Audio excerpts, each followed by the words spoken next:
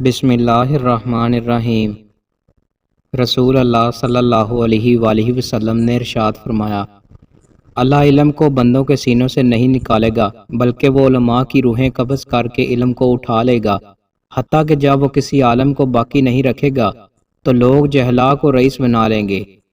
جب ان سے مسئلہ دریافت کیا جائے گا تو وہ علم کے بغیر فتویٰ دیں گے، وہ خود گمراہ ہوں گے اور دوسروں کو گمراہ کریں گے۔ رسول اللہ صلی اللہ علیہ وآلہ وسلم کو ایک ریشمی کوٹ تحفہ میں دیا گیا تو آپ نے اسے پہن کر نماز پڑھی، پھر نماز سے فارغ ہو کر سخت ناپسندیدگی کے عالم میں اسے اتار دیا اور فرمایا، یہ متقی لوگوں کے شایان شان نہیں۔ حضرت انس رضی اللہ تعالیٰ عنہ بیان کرتے ہیں، ان کی پھوپھی ربیہ رضی اللہ تعالیٰ عنہ نے انصار کی ایک لونڈی کے سامنے کے دانت توڑ دیے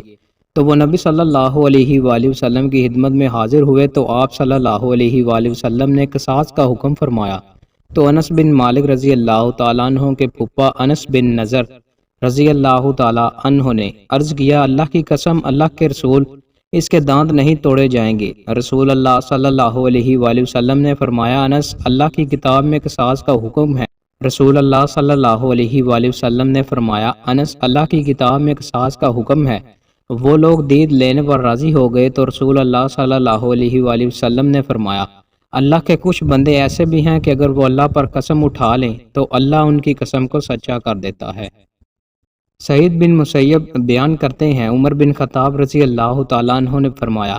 جس عورت کو طلاق دی گئی اور اسے 1 یا 2 حیض آ گئی اور پھر اس کا حیض موقوف ہو گیا تو وہ 9 ماہ انتظار کرے گی۔ اگر اس کا حمل ظاہر ہو گیا تو پھر یہی وضع حمل ہے، ورنہ وہ 9 ماہ کے بعد 3 ماہ عدت گزارے گی اور پھر حلال ہو جائے گی اور دوسری جگہ نکاح کر سکے گی۔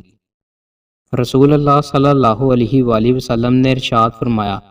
فتنے کے زمانے میں عبادت کرنا میری طرف ہجرت کرنے کی طرح ہے۔